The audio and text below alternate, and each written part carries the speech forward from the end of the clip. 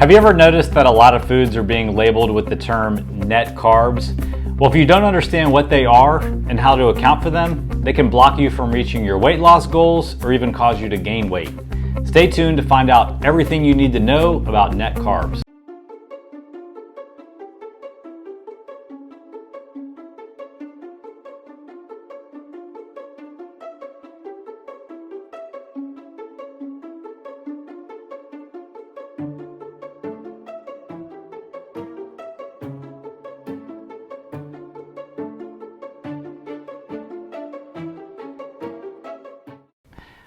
I like carbs. How about you? Chips, apples, oatmeal, bread. I don't discriminate. I know carbs can be confusing though. Do they make you gain weight? Is the sugar bad? Don't they raise your insulin, which causes fat storage? The most recent carb confusion trend is net carbs. Everything from protein bars to flour tortillas, popsicles, and frozen meals are plastered with labels about how many net carbs they have. Do you know what they are and how they might affect your weight? You will after watching this video. Okay, net carbs, what are they? These carbs are special because the farmers that grow net carbs have to go out in the fields with these special nets to harvest them. As they scoop the crops into the net, the calories magically stay planted in the dirt and don't go along with the food as they head to processing. Yeah, right. Here's the real deal with net carbs.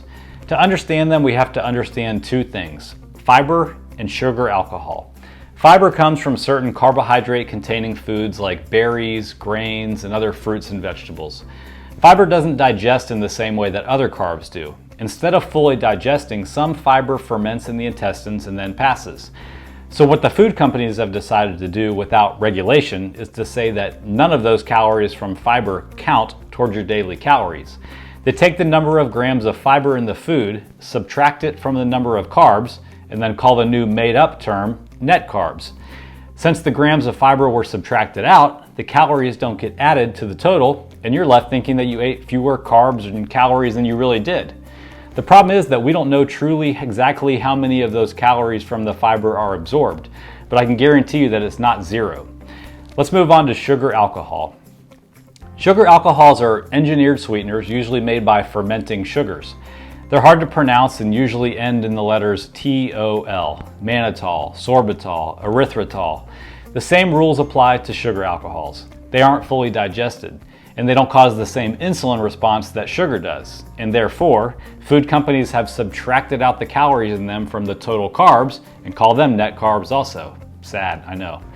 But here's the other thing about sugar alcohols that I want you to know. It's not uncommon for these bad boys to lead to some serious rumble in the jungle action. I'm talking about intestinal stuff. Everybody's tolerance is different, but I warn people to watch out for foods with more than 10 grams of sugar alcohol and to keep their daily total to less than 20 grams. So now that you know what net carbs are, what should you do with this information?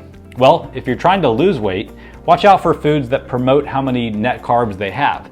Since fiber usually comes from unprocessed fruits and vegetables and grains, watch out for processed foods with high fiber. Flip the package over and figure out the real deal by calculating the real calories. Remember, 4 calories per gram of carbs and protein and 9 calories per gram of fat. If your nutrition has you stumped or you're just ready for a professional to help you out, you can apply for coaching in the description of this video. Have a great day.